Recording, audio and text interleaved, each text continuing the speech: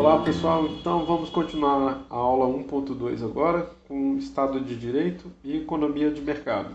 Essas aulas vão ser um pouquinho mais curtas e a gente vai poder ver mais rapidamente. Eu sou o professor Vitor Sena e esse é o curso de Economia do Setor Público do período letivo especial da UFOP. Então vamos lá, vamos voltar à nossa aula aqui. Então a gente vai falar do direito de propriedade. O direito de propriedade é essencial para a prosperidade do sistema econômico capitalista. Tá? Então, o direito de propriedade é o que define e o que permite as pessoas venderem e trocarem bens. Né? Ele é inclusive anterior ao capitalismo.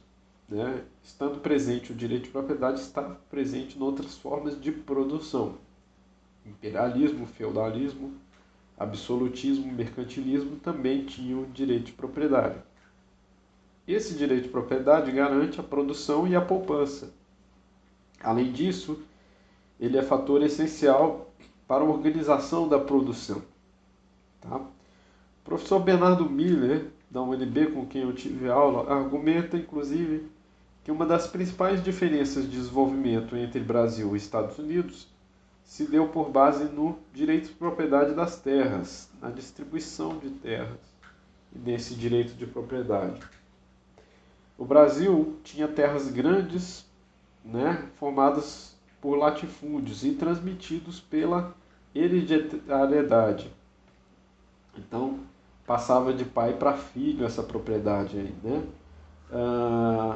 Não era por mercado, não se criou um mercado de terras por conta disso. Né? Como era hereditário, não se transmitia muito facilmente. Já nos Estados Unidos, as terras eram divididas em pequenas propriedades e transmitidas, principalmente por meio da compra e venda. O valor de muitas dessas terras não era elevado, então inicialmente elas tinham um valor baixo. Qualquer pessoa que viesse para o país, né, poderia comprar e investir naquela terra, valorizar, trabalhar aquela terra tanto para a agricultura quanto agropecuária ou para a pecuária, né, ou para as duas coisas, e né, elas se valorizavam rapidamente. Os ganhos ficavam, como existia direito de propriedade, os ganhos ficavam com os proprietários. E aí esses proprietários podiam vender essa fazenda e ficarem mais prósperos. Né? Com a propriedade mais bem dividida, os fazendeiros e antigos colonos podiam se apropriar do próprio trabalho, se sentiam mais estimulados a trabalhar e valorizar sua propriedade. Né? Então acontece aí um exemplo para vocês verem como o direito de propriedade é importante para o enriquecimento econômico. Mais recentemente, já se sabe que o direito de propriedade pode ajudar, inclusive, a resolver questões ambientais. Né? A gente vai voltar a isso na aula 10, nosso slide 10, deve ser a aula 10.1 ou 10.2. Veremos essa questão em mais detalhes ao tratar desse assunto aqui, ó, tragédia do bem de uso comum, tá, ok? Ou, mal traduzido em alguns casos, tragédia dos comuns, né? Tragedy of Commons, no inglês. Tá? Continuando, Simonsen, o livro que nós estamos baseando aí, essa parte, argumenta que uma tributação moderada é perfeitamente compatível com o capitalismo moderno.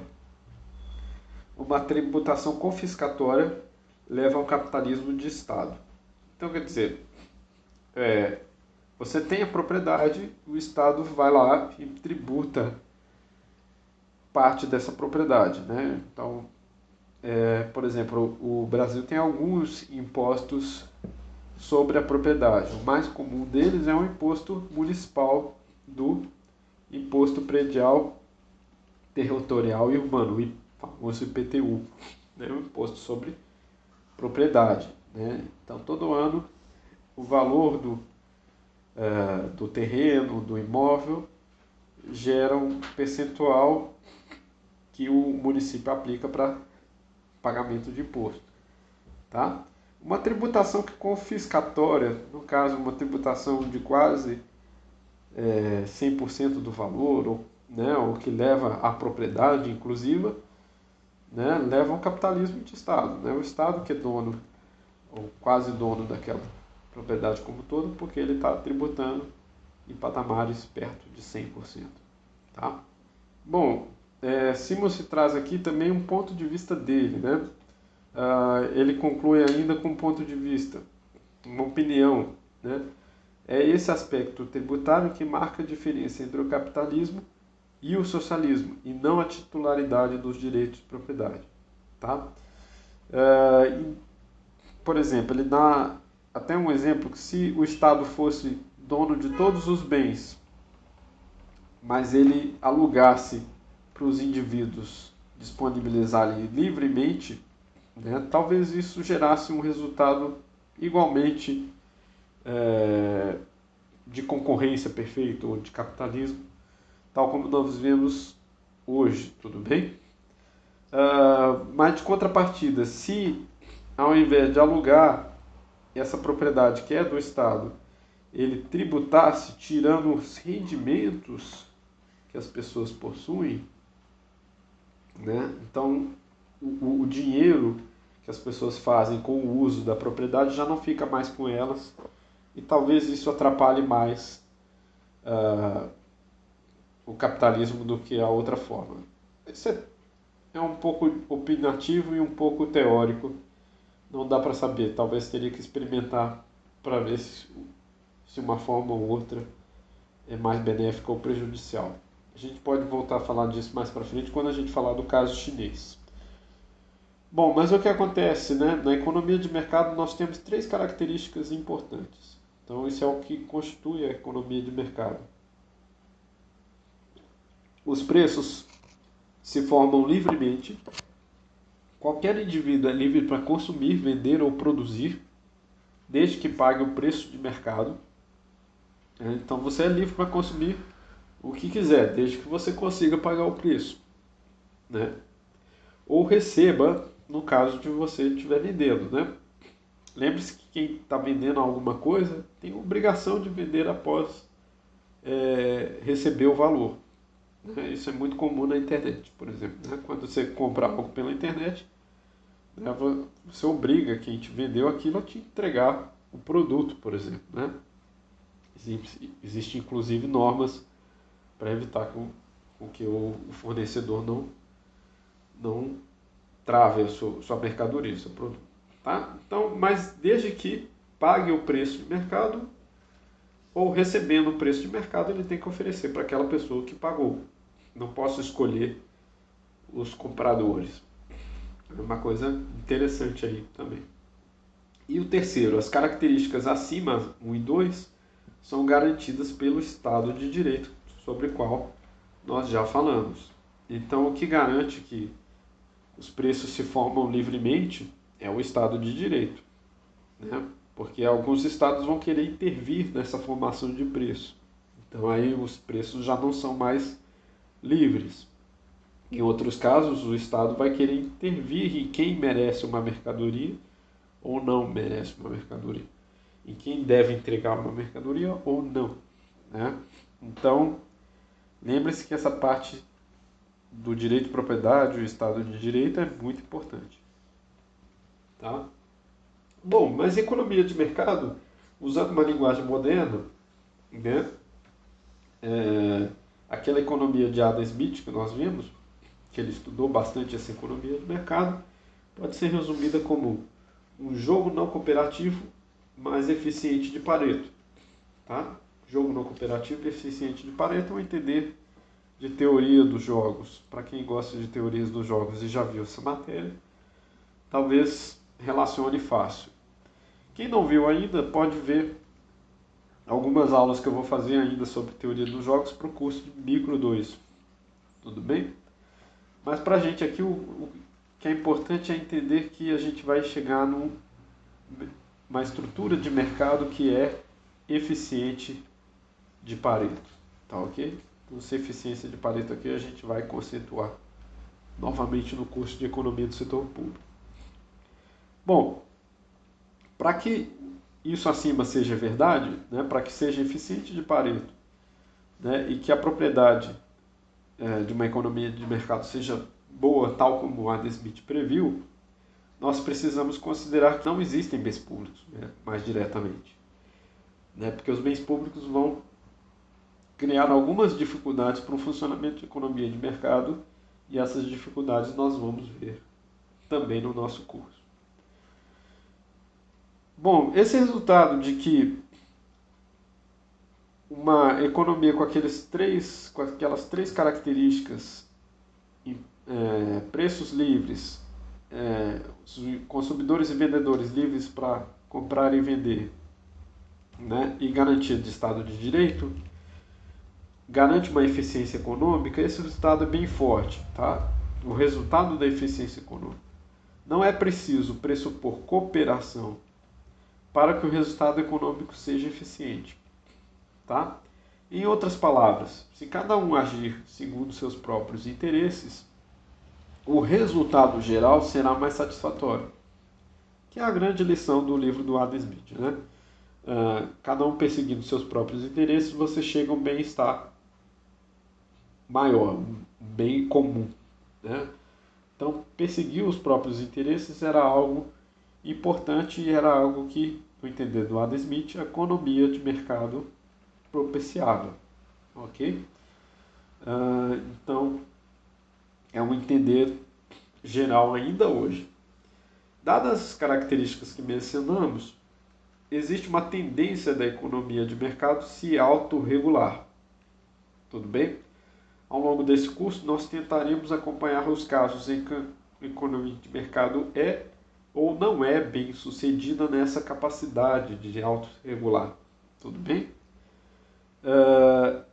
Então, o que é a autorregulação, na verdade? A autorregulação é os indivíduos usando sua liberdade para comprar e vender e produzir, eles chegam a um equilíbrio de mercado. Né? No equilíbrio de mercado, essa coisa se garante de maneira fácil. Por exemplo, agora na situação de pandemia, os mercados estão variando bastante, na verdade. Tiveram muitos choques. Né? Algumas áreas estão com uma queda muito forte e outras áreas estão com expansão muito forte. Tudo bem? Alguns produtos, por exemplo, produtos que estão relacionados a trabalho em casa, né, o home office, produtos que estão relacionados com cuidados com saúde, com limpeza, com cuidados para evitar a pandemia, eles tiveram um aumento na demanda e um aumento na produção. Tá? Depois eu vou falar do caso das máscaras que as pessoas estão utilizando para se proteger. Né? Então, quer dizer, existe uma demanda gigantesca por esse produto durante a pandemia. Então, eu vou fazer um gráfico normal aqui de preço e quantidade, depois eu vou falar mais desse tipo de gráfico, mas vários produtos relacionados a isso, né, tiveram um aumento da demanda bastante alto. Tudo bem? Eu mesmo aqui, para fazer essas aulas, eu tive que comprar uma mesa digital, que é justamente essa caneta que eu estou usando aqui para escrever para vocês. Mas olha só, o que aconteceu? Também pude acompanhar ao longo desse período aí. Né? O preço dessa mesa digital foi só aumentando. Né? Porque mais pessoas estão querendo comprar isso também para poder utilizar para suas aulas, para suas reuniões, para o seu trabalho em casa. Então a quantidade vendida, né? Isso eu não tenho dado, mas a quantidade vendida deve estar aumentando. Né? E o preço é fácil de verificar na internet e pesquisar. O preço desse tipo de mesa digital está também aumentando. Tudo bem? Mas a característica importante aqui é que o mercado está se regulando nesse sentido. Tá? Como mais pessoas estão querendo esse mesmo equipamento, o preço está subindo. Está ficando mais caro, né? Porque eu preciso atender a mais pessoas e a custos mais altos. Né? Mas também o mercado está se regulando. Se tem mais gente querendo, né, há maiores vendas, há maior produção. Então existe uma maior produção para regular essa situação também. Tá? Vários outros serviços e demandas aconteceu o contrário. Né? A quantidade está caindo e o preço está caindo. Tudo bem? Então, são são bens que as pessoas não querem mais consumir, né? Por exemplo, almoço fora de casa, né? Almoço em bares e restaurantes, né? Isso teve uma redução drástica, né? Tanto por obrigações legais, aí por isso o direito de propriedade atua novamente. A gente vai usar essa pandemia como exemplo em várias situações ao longo desse curso, né? Tanto por conta disso, mas porque as pessoas estão querendo evitar correr o risco de de passar por aglomerações, tudo bem? Então, a demanda por esse tipo de produto, ela teve queda, né? Almoço fora de casa aqui no caso, né?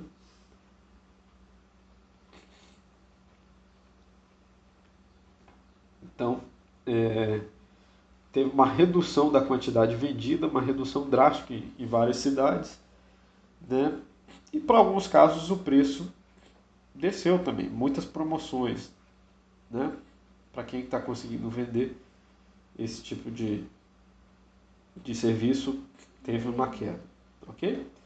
Uh, Também pode ser uma questão mais dinâmica do que isso também. Para quem já estudou os princípios de concorrência perfeita, tem uma dinâmica talvez mais difícil aqui de ser capturada. Mas o importante para o momento agora é essa capacidade de autorregulação. Se todo mundo está procurando e a oferta ainda é a mesma, o preço vai subir, né? Se pouca gente está procurando, a oferta é a mesma, o preço vai descer. E está toda hora, e o mercado está toda hora tentando regular essas duas coisas, quantidade e preços produzidos. Simmons vai apontar ainda que essa autorregulabilidade é exatamente o calcanhar de Aquiles do regime socialista. O fato dele não ter conseguido sucesso nas experiências que tivemos ao longo do século XX é por conta que ele não tinha uma propriedade de autorregulação muito boa. A gente vai ver isso porque na aula que vem. Tudo bem? Então vou parar essa aula por aqui, ela vai ficar mais curta. Fundamentos neoclássicos, como eu disse lá no início, vai ser uma aula especial só sobre isso. Então, vejo vocês na aula 1.3 sobre social-democracia e a experiência comunista. Vou falar sobre isso também. Até lá!